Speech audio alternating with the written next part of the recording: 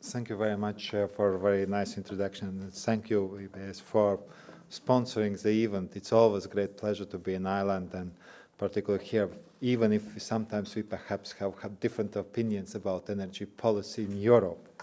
But I think where we'll have less disagreement about the general importance of energy. And I think it is particularly relevant to the development. Because when we consider and we try to define the development, we try to look mostly from the elevation point of view.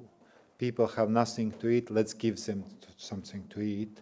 People have no education, let's start a school.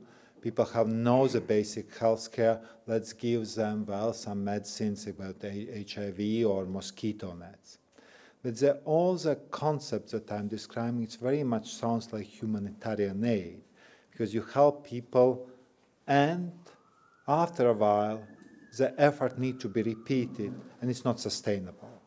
So basically what we are trying now to do in development policy regard how sustainable the policy could be in the societies that are more deprived than ours. I always wondered why we are where we are and others are where they are. And I think it's in a bit of history. In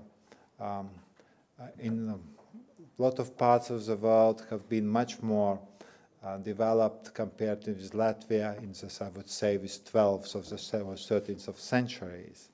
But if I see particularly Africa, then definitely for Africa's development, the time scale has been very short compared with us. So the development has been hampered for a lot of reasons for a very considerable number of years. Then gaining of independence was something that people aspired for, but has been not very much prepared. And the next 10 or 20 or 30 years have been just to get the house in order. And what I believe that we have achieved, or I believed until recent times, that we have made a major breakthrough in Africa, in a lot of parts of the world, at least politically. That we know that they follow democracy, and that means that the person who gets, under legal framework, more votes is a winner. And the second, that the country is getting more and more stability is there. So I believe that we are there. It seems that this still is challenging, particularly with events in Côte d'Ivoire. But I would say that political trend is more there, because on the asset side, I could say South Sudan with referendum and the North accepting that one part could separate, it's also positive encouragement. So even with mixed results, I would say politically, developing world has changed a lot for the better. With a lot of challenges remaining, with fragility remaining, it is there.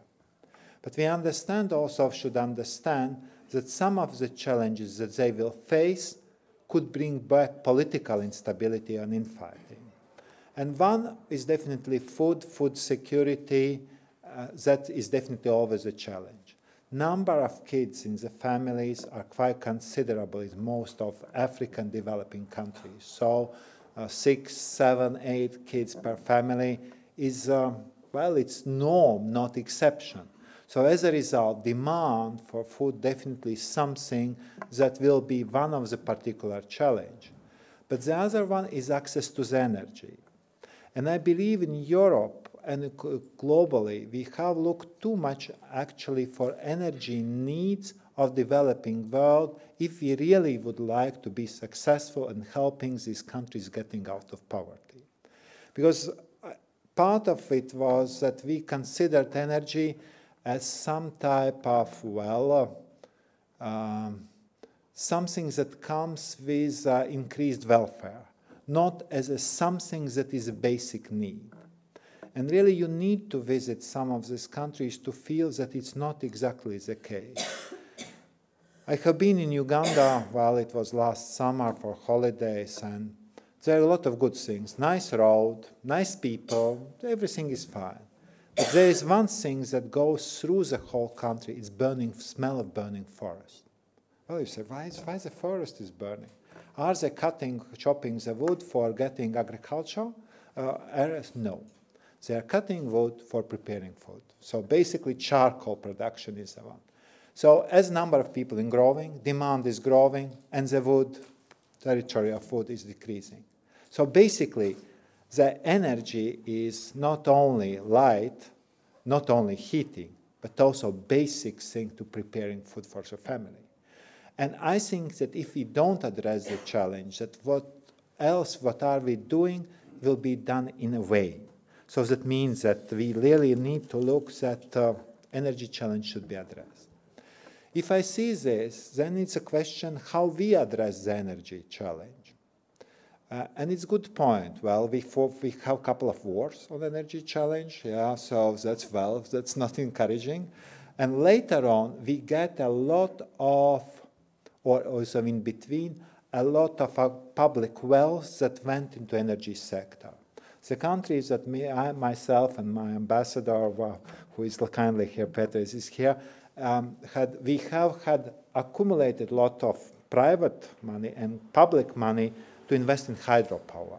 So in 30s, we built in country huge power dams that serve the country still well enough. It's always outcries that we don't do something else. But basically, we accumulated a lot of public funds, public and private funds to invest. Is the same situation possible or expectable in the most of developing countries? And the answer is no. I would just say that it is why it is not there. So if we see the investments in the African countries, because I take Africa as example, but you can mirror it also to other parts of developing world. Investments in 2009 in energy sector fall down to 0.9 billion of US dollars. In 2008, it was 1 billion. Just to get the scale for Africa, then definitely it is peanuts. And the biggest part of this money, so that the global, it is 1%. So the part of the world that has a lot of people have no access to any energy, so has 1% of energy investment in it, with no growing tendency to come. And the largest investment, half of it in 2009, was Egypt, with 200 megawatt wind project in Gulf of El Zayat.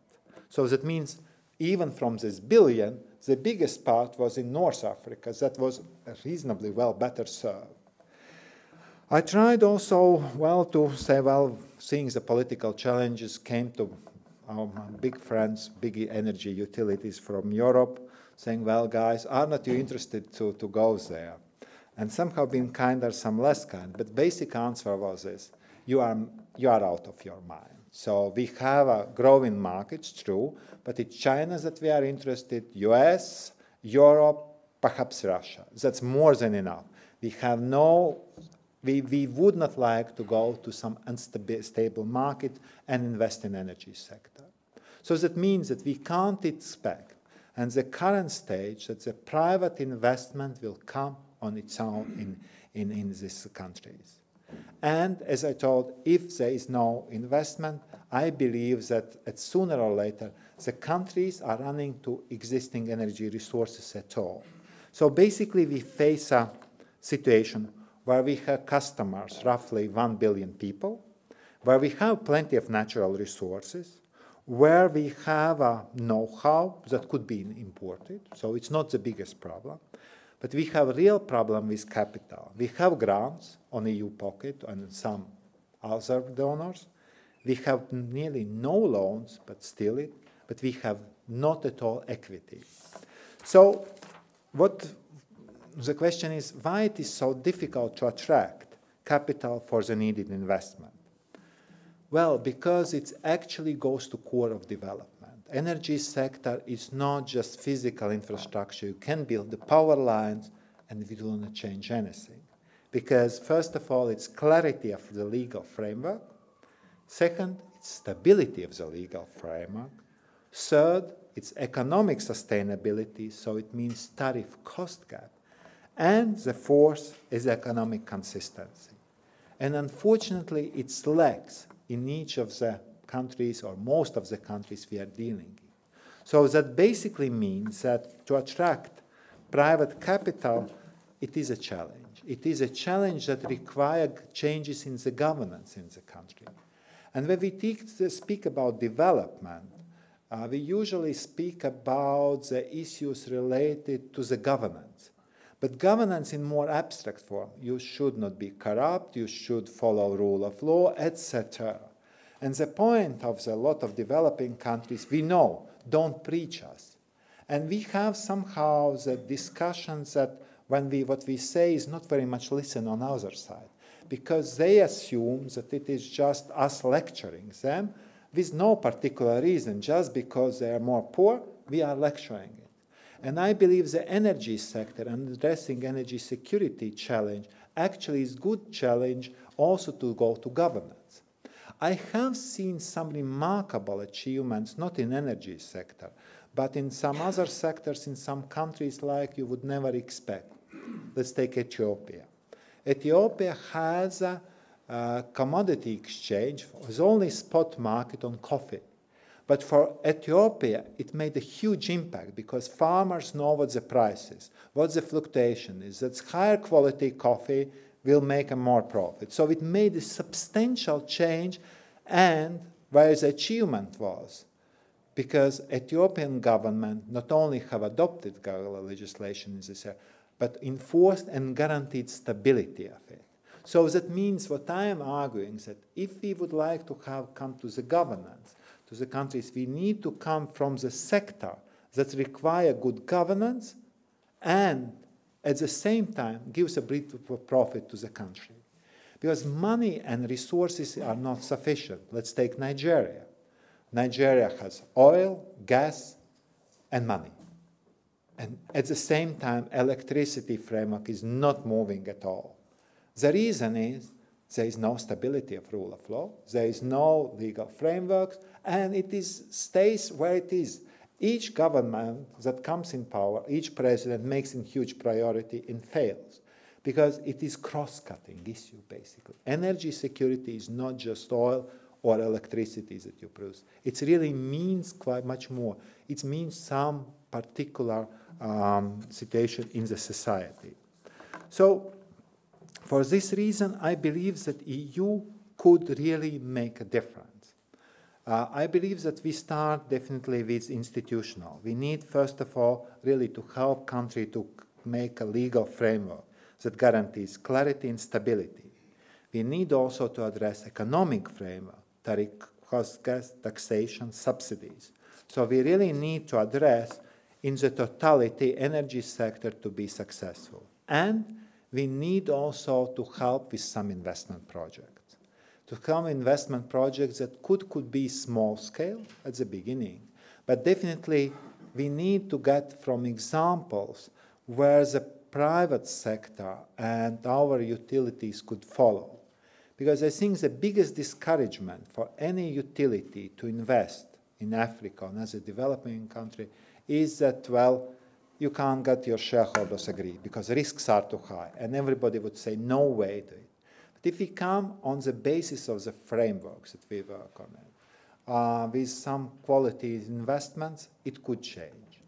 I believe that it should not be big projects like Inga Dam, because it's really too challenging.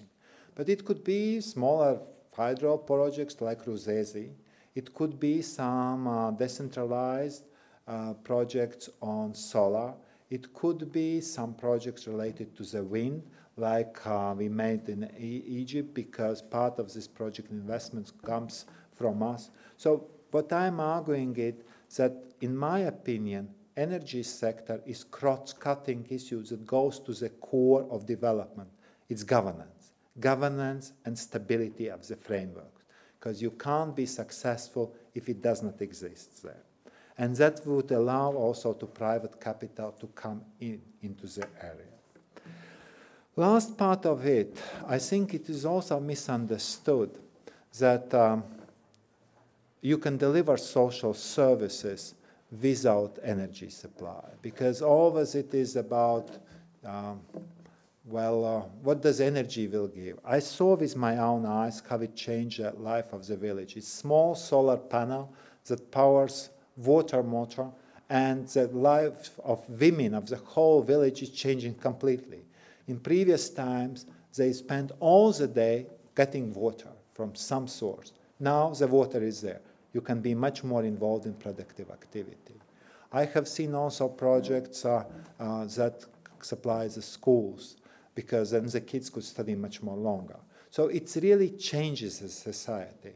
That's why I would address, because they are saying coherent energy development policies. I believe that development policy should use energy policy really to change the pace of development of the countries. Because only with sustainable energy policy we can expect that countries themselves will be able to come out of poverty. And the challenges are plenty. The first challenge is really should recognize that energy is priority. We should follow our own example. It's not still there, so that is the first. Second, we really need to have investment vehicles. In the EU, we have developed energy facility, water facility, some investment facilities.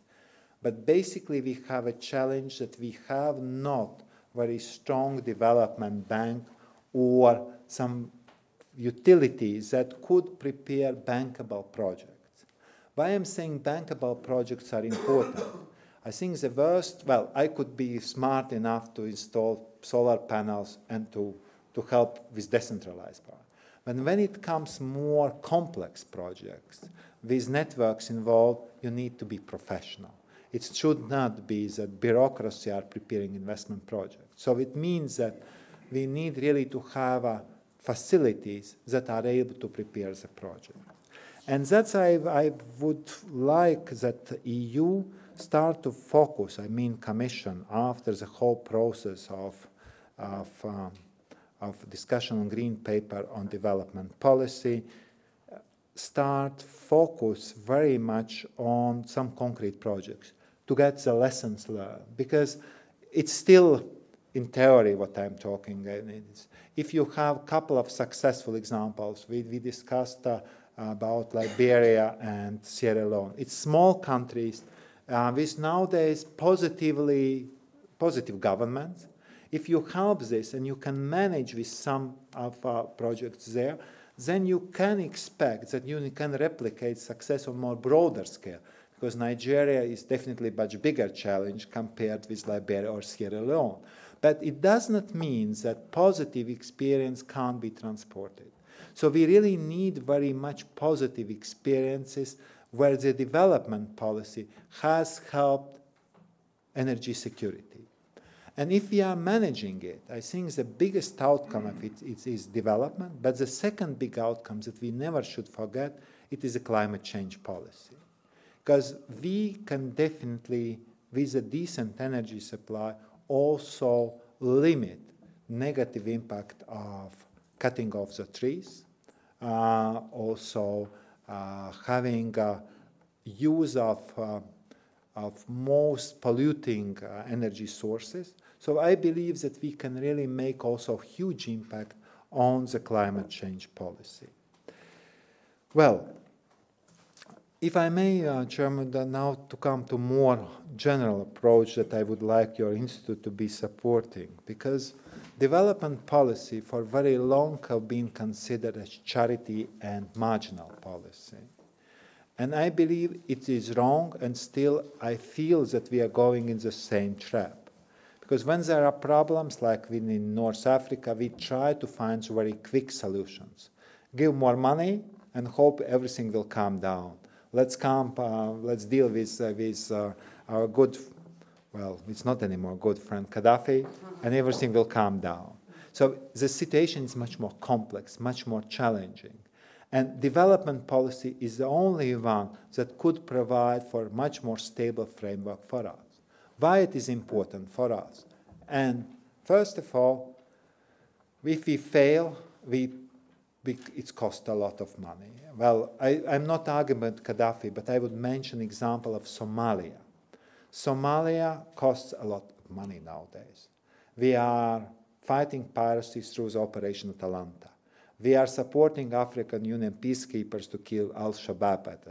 And then we are trying to provide development aid in extremely difficult situation of instability. If I see Afghanistan, if we would be coming with decent development policies 20 or 30 years ago, perhaps it would be much more easier. So my argument is, if you are late with development policy, you lose money, and what is worse, you lose a lot of lives. So development policy is good insurance policy about this. Second, it is about the growth and development. It is very sometimes misunderstood. Well, these are poor countries, we are just transferring money. Even now, I have a rather uneasy feeling when I see African countries' leaders. Well, the illegal outflow of money from these countries is 10 times roughly higher than our development support. And you can argue that they are corrupt, or some of their parties, but you can argue differently, because we have created a mechanism that corruption is available through the offshore financial centers or something somewhere else. So my point is that actually we are now economically benefiting still a lot from developing countries. But if there is a decent growth, like in China, and everybody goes to China to invest on trade with China, Africa is a much better place, perhaps, because Africa politically, in a way, with all the controversy, it's much more European-style democracies that we have created there, or they have created themselves. They are fragile, but the logic is there. Africa is very close, and there will be a growing number of people. And they would like to have a car, to have a new TV set, computer, etc. It's a growing continent that will make a huge impact also on our economic development if there is a growth. Just one example, well, we sometimes see Chinese in different lights, but China would like to get South Africa in a BRIC, so Brazil, Russia, India, and China. South Africa is by far smaller compared with 4 others in economy.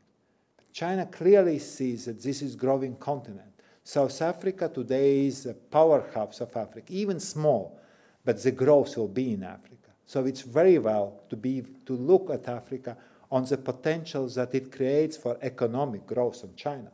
And I think it is not such a simple street as we usually try to claim. Well, China is interested only in natural resources. It's not true. China has also a lot of trade with other things, and China has a lot of small and medium-sized investments in it. They try to discover potential of Africa. Definitely, Africa is big enough to provide everybody space, but we should not shy away from the very clear perception that growth of Africa is beneficial also for the European Union. And last part, I believe that it is never to forget. It's about issues related to migration. We know that Colonel Gaddafi played with this migration gates, open, close, open, close. Well, you can try to close the gates, but you can always find a way how to jump over the fence or to find the other ways. And the only real issue to fight illegal migration is a good growth in other places. And I would mention 2 examples where we are already directly or indirectly profiting. One is growth center South Africa. South Africa takes a lot of people that are economically interested to work in South Africa because there is a growth and they could earn the salary and put remittances home. The other part comes from completely different parts. It's Russia. Russia's growth very much is related from the workforce from Central Asia. So that means that Central Asian workforce is actually accommodated in the Russian market. So if we would have more growth places in Africa, I think we would have by far less immigration pressures. I know that it should be our aspiration that each and every country has a growth, but it will not be that all countries will grow at the same space. But if it will be some places where the growth will be faster, definitely it will take away immigration pressure for sure, because people are moving to Europe with aspiration of better life. But if they can get even the small part of what their aspirations is close to their home, they definitely will choose this. That's the way. So that's why I would believe, and I think that your institute is the right place to say, that development policy should not be regarded as charity policy.